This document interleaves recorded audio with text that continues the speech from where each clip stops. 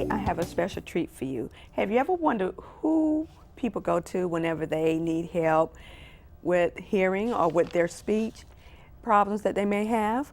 Or where do they go to get assistance for buying hearing aids? Well, today my guest is going to educate not only me, but you too, on Charlotte's best kept secret. But it's not going to be a secret anymore after our show.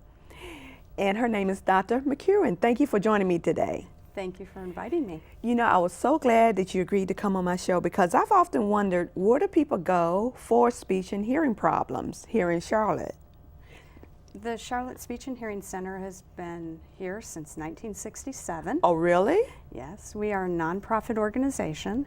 So our goal and our mission is to help everyone that has a communication difficulty. So anyone could come to your office if they needed some help? Everybody.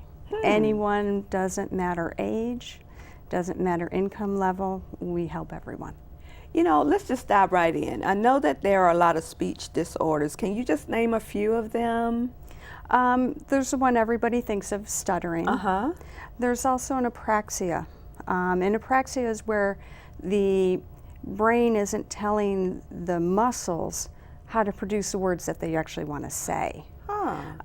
There are language deficits, either in receiving language, receptive language skills, or expressive language skills. And we see deficits like that usually in children. There's learning disabilities that we address. Anything where a child or a person is having difficulty communicating. That's what we address. So it's best to catch these disorders when they're small children, correct? The sooner we can catch it, the easier it is to remediate. So if we can get kids by age 3, we can really do a lot to help. And our center is kind of unique in that with our speech therapy, we have observation rooms. And so your child is in working with a speech therapist, and the parents get to sit behind a one-way mirror, basically. And they get to watch and see how the therapist interacts. So when they go home, they can model the same behavior. And it really helps to carry over the speech therapy. So do you only conduct your sessions at your location? Do you go out to the daycare centers? Actually, we schools? go out to a lot of places. We have, I don't know, 8, 9 different centers that we go to. We go to Smart Start, we go to Head Start, Bethlehem Center is another place. We go to so many different locations, some charter schools, and do therapy there. Most of our therapists are out at location in the morning, and I think at this point there's 9 speech therapists. Wow. And they're usually out at one of the sites in the morning, and then in the afternoon they're in the center doing individual speech therapy at the center. Do you provide, and this is the off-the-wall question, do you provide any counseling for the parents of children with speech issues? A lot of that is part of what we do. You know, in the beginning, especially the younger kids, we do a lot of talking with the parents and helping to teach them what is normal, what is, you know, normal speech behavior, how to interact with the child to help bring out more speech. You know, something as simple as reading to the child more, just talking and learning turn taking and things like that. It's a lot of counseling with the parents to get that carryover. What are some of the signs a parent should look for if their child has a speech disorder? The main thing we tell parents is that if your child is frustrated trying to communicate, there's a problem. Very often parents will go to their pediatrician, and I don't want to get mean with the doctors, but they'll go to a doctor, family practice, anyone, and they'll say, oh, I think my child has a problem. And a lot of times, oh, well, you know, they might just be late at developing this. But if your child is frustrated, and parents know their children the best, that's the time to get it checked out. And for our center, we do free screenings. That takes less than 30 minutes to do. And we can tell you, okay, is it age appropriate or not? And if it isn't, then we can schedule diagnostics, we can go from there. But we find that the parents know the most, they know their child the best, and so if they have a concern, they should call.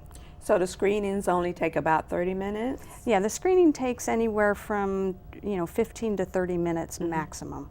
So once you screen a child, you find that they do need to have some sessions. About how long are the sessions? Do you gear them like maybe shorter for a younger child, maybe a little longer as they get older?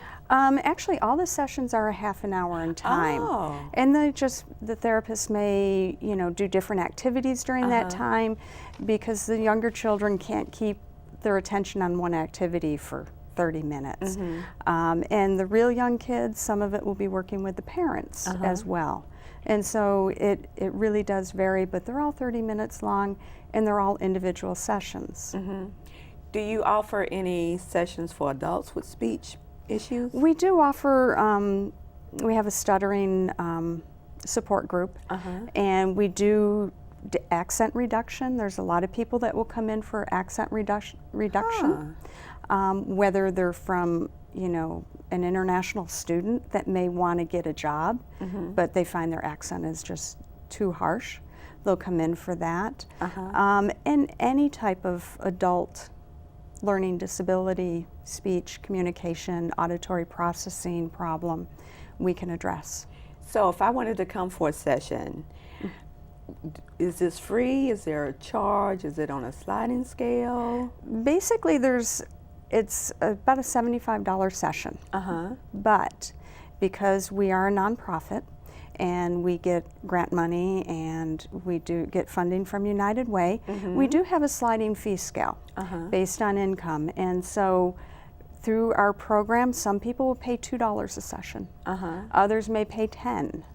It just depends upon their income, and it's a very short form to fill out to apply. And it looks at the family income and how many people are in the family. And it's very simple to fill out, and a lot of our kids are on our assistance program. You mentioned that people with accents, they could come there to sort of tone it down a little bit in order to go into the workplace. Are you finding more and more people coming with that issue to your center? There are more and more as we get more and more international students that come and then want to stay. There are more coming in. The program has been at the center for a while, but hasn't always been utilized. In the Charlotte area, it hasn't been a huge need at this point. So your therapists, can they speak other languages too? We do have a couple bilingual therapists who speak Spanish. So they can do therapy in Spanish. Yeah, we're very fortunate to have them. So yeah, they're very good, and one of them is out of the center and works in a predominantly Spanish-speaking community center. We're going to take a short break, and when we come back, we're going to talk about the hearing side. Charlotte Speech and Hearing. Hey, Luis, did you know that you're Elmo's plan? Your plan? Yeah, Elmo's mommy said that if Elmo is too sick to go to school, the plan is that Elmo stays with Luis and Maria. Oh, yes, we have that plan all in place. Great! You never know when your child will be too sick to go to school. So have a plan ready so your child can stay home and get healthy. Luis is the man, because he's Elmo's plan. The man, because he's Elmo's plan. To learn more about preventing flu, visit flu.gov. I'm home, and I love it. I'm home, where I belong. It's always nice to come home, but many Americans are at risk of foreclosure and losing their homes. Making home affordable from the U.S. government has already helped over 1 million struggling homeowners like these. The sooner you act, the better chance we can help you. I'm home, where I belong. Hi, welcome back to Betty. I'm your host, Cynthia Thompson. I'm here with Dr. McKeowen, and we were talking about, before we went on break, about the hearing side of Charlotte Speech and Hearing. Maybe I need to come for a few sessions. So you offer hearing. Let's talk about that. What services do you offer for the hearing impaired? Well, we offer everything from diagnostics to treatment, including hearing aids, and individual rehabilitation type of orientations and stuff, so that we can teach people how to use their hearing aid, how to communicate. Putting on a hearing aid doesn't just solve your problem like glasses do. There really has to be some adjustments that are made in an environment to help a person communicate better. And so, you know, when family members come with them, we can sit and discuss, okay, you know, your wife really needs to come into the room or get your attention before she starts speaking. You know, the hearing aid can only do so much. And so we spend a lot of time counseling in that aspect. You know, when you think of hearing loss, are there different types of hearing loss? There's a number of types of hearing loss. We kind of boil it down into 3 types of hearing loss. We have a conductive hearing loss, which usually is what children have. They get an ear infection, and so for a while they have the ear infection, they don't hear as well. Things will sound muffled. That is one that is usually medically treated. There's a sensory neural hearing loss, which is in the sensory organ of hearing. And that's the one that, you know, 99% of adults have. And that is what is treated with hearing aids very successfully. And then there can be a mixed combination, a mixed hearing loss, which is conductive and sensory that we deal with. Now let me see if I remember my biology from high school. In order to hear, you need those 3 bones to move, right? Yes. You need the eardrum to be intact. Okay. And the vibration of the sound hits the eardrum, Okay. causes the 3 bones to move. The 3rd bone pushes onto a window or a membrane that moves fluid in the cochlea. And that fluid movement sends a message through the nerve to the brain to tell them that speech, you know, sound has occurred. And the brain is what interprets the sound. So the ear just transmits it. So what a hearing aid does, it will amplify selectively so that the brain gets the best signal possible to be able to understand the speech. So you shouldn't stick anything in your ear, right? No, you don't want to damage the eardrum or the bones because it's not easily repaired, and yeah. Or they'll be coming to see you. Yeah, you get an instant hearing loss if you damage those. Instant. So what is exactly, I went on your website, and it is charlottespeechandhearing.com? Yes. And you have a hearing bank, hearing services bank. What exactly is that? Well, our hearing services bank is what allows us to help everybody, no matter what their income is, okay? And what that is similar to what we have for speech. It's a sliding fee scale. And so when people come in and they're having difficulty hearing, our hearing services bank can qualify them for a hearing aid at little to no cost. Now, our program only offers 1 hearing aid, but we can supplement that with a hearing aid that is offered through the state. The state will offer 1 hearing aid. So between the 2, we get people 2 hearing aids because we have 2 ears. Yes. And we want to correct both of them. And so our program supplements the state program. And we can, you know, we can help people. We've helped, you know, homeless. We've helped, you know, people that are, you know, make $200,000 a year.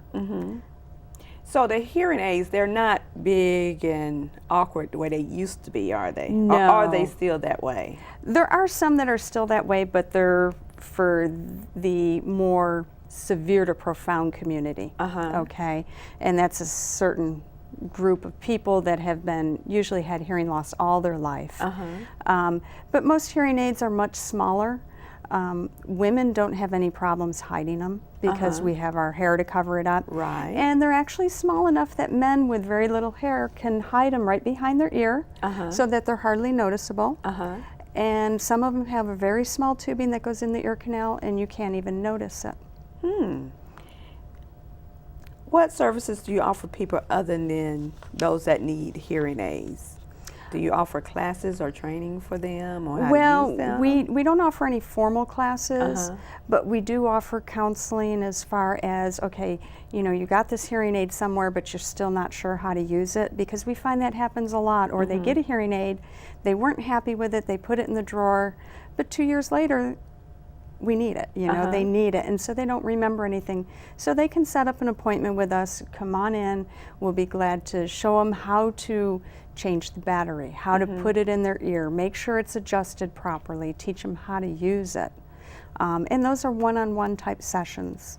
You know, I was just thinking, with glasses, you have to change every so often. Do you have to do the same thing with a hearing aid? Well, the wonderful part about hearing aids now, unlike in the 90s when I started, the hearing aid actually can fit almost any level of hearing loss. Oh, good. Because the hearing aids are controlled by a computer chip. Oh. And so the amplifier inside can be modified to put out lower gain. And then over time, as the hearing decreases, because we know with glasses and with ears, it's going to go down over time. Your hearing ability is going to go down. And so we can just turn up the hearing aid by hooking it up to the computer and making a few little changes. So you don't have to buy them every 2 to 3 years, which is a good thing. Right. We used to have to send the hearing aid in and get a stronger circuit put inside it, and that would be, you know, at least a couple $100. Now we just, you come in, we hook it up to the computer in 5 minutes, we've got it turned up. You're hearing like you did when you first got it. You know, I think I should have asked this question before we started talking about the hearing aids. What exactly is a hearing test? How do you know how severe the hearing loss is? Yeah, a hearing test is where we put you in a controlled environment, a sound booth usually, and we present tones at different frequencies. And they're pure tones because we want to know at each frequency how well can that person hear. Hearing loss is not an all or nothing. You can hear some frequencies well and others not so well. You still have a hearing loss even though you can hear. You may still have a loss. And so at each frequency we will make that tone louder and softer to find that point that you hear it half of the time. And based on whatever those numbers are, we'll show if you have a hearing loss. Now the most common type of hearing loss would be a high frequency hearing loss. And what happens with that is people are like, well, you know, I get into a noisy situation and I can't understand anyone. I hear them talking, but I don't know what they're saying.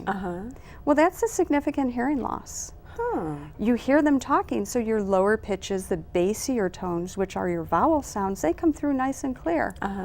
But your high-pitched consonant sounds, the words hit, fit, sit, and kit, if you can't hear those initial high-pitched consonant sounds, those are all going to sound identical to you. Oh, really? Yeah. Because f, sh, pa, ta, ka. If you can't hear those, you're not going to be able to discriminate a word. And that's where people have, you know, misunderstandings, and, you know, something funny will come up because, well, I thought you said this. And it's because they're missing those high-pitched tones. And so with hearing loss, the longer you let it go, the harder it is for the brain to reorganize and learn what those sounds are again. Okay. So how does a person know that they need to go and have their hearing checked? Well, usually family members will be the first ones to say, you know, you're just not hearing me. And so that's usually a good sign. Unfortunately, a recent study showed that in North Carolina, very often it takes about 10 years for someone to actually, from the time they start seeing signs, to actually go in and be tested. There was one study out of Maryland that said, you know, 15 years before someone gets a hearing aid. Which, you know, we're dealing with a lot of issues of, well, I don't want to look old, I don't want people to see it, you know, I'm still working and I don't want people to think I'm old and can't do my job. So there's a lot of issues that we have to combat there. But the hearing aids now are so small where you can really hide it. Yeah, they're much easier to hide now. We have small ones that go all the way down in the ear canal so you can't see them. And then we have the over-the-ear kind that, you know, you just have a very thin tubing, and that kind with the thin tubing going in is perfect for the people that say, you know, I get in a noise and I just can't understand what's going on. Or, you know, I hear them talking, you know, the grandkids, I miss, you know, their words are all jumbled. You know, it's, you think they're saying cow when they're trying to say car, because you're not hearing those sounds. You know, I have some family members that are deaf. Do you do anything with folks that are deaf? Well, we do hearing aids with them. Oh, you do? We also have some assisted devices that we use as far as alerting type devices, and loop systems, which is a way of plugging it into the TV so that they can just turn their hearing aid to the telecoil switch or program just by pushing a button, and then they hear the TV directly into their hearing aids. Oh, really? Yeah. And newer technology is allowing deaf people and hard of hearing people to have Bluetooth compatible. So you hear your phone. One manufacturer has found a way to, through a remote control, offer Bluetooth for your phone. So you just answer your phone by hitting your hearing aid, and it turns the microphone on your hearing aid that's normally picking up the sound around you, it turns it into what you talk to, how the other people hear you, and then you hear your phone through your hearing aid. So you get the benefit of the hearing aid, and you don't even have to pick up your phone, your cell phone. So you all offer a lot of good things there. Yeah, there's amazing advances in technology, and we are so glad that we have the equipment and the staffing and everything to be able to offer the latest and greatest of technology, because it's changed so much and improved so much. We're going to take a short break, and I want to ask you some questions about the future generation in hearing loss, and maybe some speech issues too. Okay? Great. Any questions? What kind of service plan does this come with? Unlimited. Can I keep my same phone number? Absolutely. How do I change the ringtone? Just hook it up to your computer. Does it have a camera? What's the warranty? Does it come in silver? Can I put my party shuffle on this? Does it have a 3.5 millimeter headset jack? You sell a lot of these? It's the one I carry. You ever get those phantom vibrations in your pocket? Any questions? No. Are you sure? Yeah. Ask questions. For the 10 questions everyone should know, go to ahrq.gov. Want to see the world. When you pick up a book, I used to read every night to all the younger kids, and let your imagination break free, you won't believe how much fun it can be. Let down your house! Experience a world of adventure, excitement, and endless possibilities. Get tangled up in a good book. Explore new worlds. Read. Visit read.gov today. Welcome back to Betty. I'm your host, Cynthia Thompson. I'm here with Dr. McKeowen, and before we went on break, I still wanted to ask you some questions about the future generation. I'm guilty of this. I wear an iPod when I go running, and I have my little earbuds in, and I have it really loud. And I know people younger than I am are doing the same thing. What's going to happen to them? Well, we're starting to see noise-induced hearing loss in teenagers because of listening to loud music. Years ago, we listened to loud music when we were kids. Our music wasn't as damaging because we didn't have it right up to our ears. And if we did, we couldn't turn it up as loud because the sound quality was not good. So we didn't wear it as loud. Today's iPods and headphones and earbuds give such good sound replication that kids can turn them up. And our eardrums are going with the music. Yeah, and with noise-induced hearing loss, which is what the music is causing, the ear will kind of recover from a trauma of noise, and when it's recovering, you may notice, oh, your ears feel a little bit plugged up, or you get a ringing in your ears, which we call tinnitus. Well, your hearing will go back to normal after that, but with continual trauma, what goes back to normal is not normal.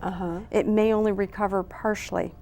And noise exposure is a function of the level and the time. So whether you have 10 minutes each day or 10 hours in one day, it's still the same amount of time. 10 hours is 10 hours, doesn't matter how long you spread it over. And what about the Bluetooth that people have in their ears? The Bluetooth isn't as much of a problem because it doesn't get as loud. It doesn't get as loud. It's not as continual as music is. The music is just continual. It goes from one song to the next. With the earbuds especially, the earbuds don't block out the environment around you. So very often what people do is turn them up even higher to block out the environment. And so now they're trying to block out the environment, so they've got them even louder. and causing problems. So what should parents do about that? Well, Apple actually has, if you go online, they have a limiting device for their iPods. So you can go in and download the software and put that on your iPod. I don't know if kids know a way to get around it, but probably do. But there are those limiting devices for kids. There is a program called Turn It to the Left, which is hopefully being done in a number of schools, and it teaches kids about noise-induced hearing loss. The problem with noise-induced hearing loss is you have no pain sensors in there. If you're out running and your leg cramps up, you know to stop. Right. You don't want to do damage.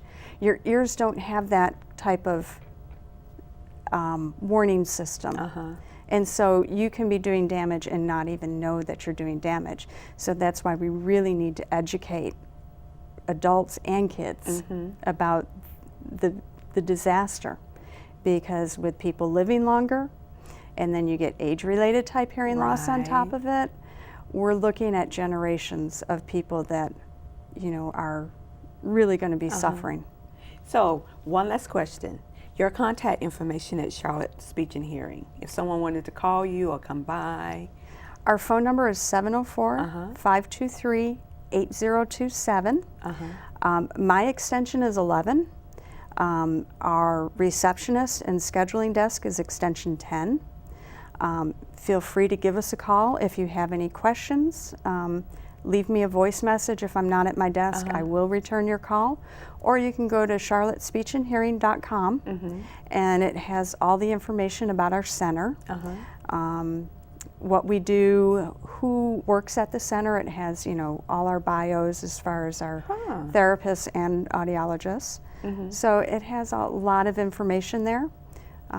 Hopefully soon we'll have all our forms on there so you can just download the forms and bring them in when you come in. I want to thank you again for coming by, because I've always wondered what you all did there, and I have learned so much about speech disorders and hearing aids and all the different services that you offer. And I want to thank each and every one of you for joining us today here at A Better You, Public Access 21. You can watch my show every Wednesday night at 6 p.m. Thank you. Thank you so much.